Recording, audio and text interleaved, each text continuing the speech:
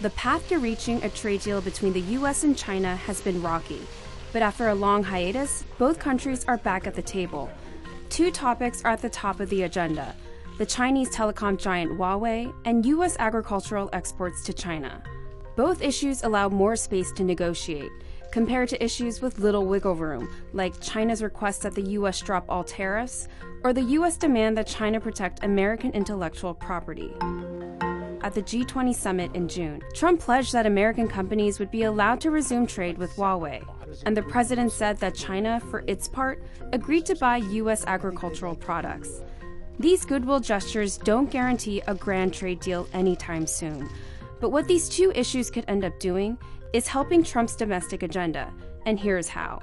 America's farmers, you are the guardians of a way of life. American farmers are central to Trump's re-election campaign, but they also heavily rely on exports to China, soybean farmers in particular.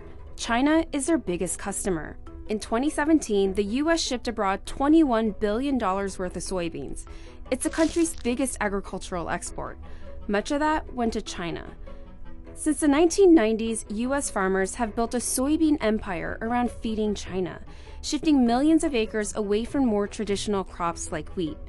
So when China imposed a 25% tariff on soybeans, the industry took a big hit. In 2018, soybean exports to China plunged 74%. And it's not just soybean farmers. Other products have also been hit with retaliatory Chinese tariffs. Farmers can't just switch to a new crop or livestock at the drop of a hat, so they're urging Washington to resolve the trade fight while looking for new markets. Trump is blaming China. He tweeted that the country hasn't bought any agricultural products. Tweets like this show he's standing up for farmers, which helps to rally his base. They don't seem to blame Trump for hard times on the farmland, at least for now. 74% stand behind President Trump. Huawei is China's technological crown jewel and a favorite Trump target. The U.S. says the company's telecom equipment is a security threat. Huawei has long denied that accusation. This year, the U.S. blacklisted Huawei, restricting its access to American technology. While Beijing has made it clear that no deal can be achieved as long as Huawei is blacklisted, the company so far has shown resilience to Washington's pressure. It said its revenue rose 23% in the first half of the year from a year earlier, and though its smartphone sales in overseas markets are slowing, that's been countered by a surge in domestic purchases. The company still remains the world's second largest smartphone seller, ahead of Apple. But there could be tough times ahead.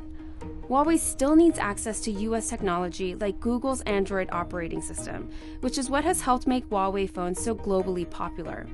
And the Trump administration has encouraged other countries to ban the company from using 5G networks.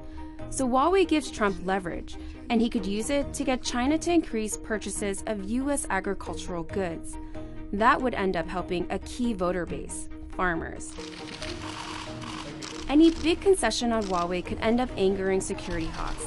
But waiting too long to give farmers any relief could undermine Trump's 2020 re-election plans. So U.S. negotiators will have to proceed carefully into the next phase of trade talks.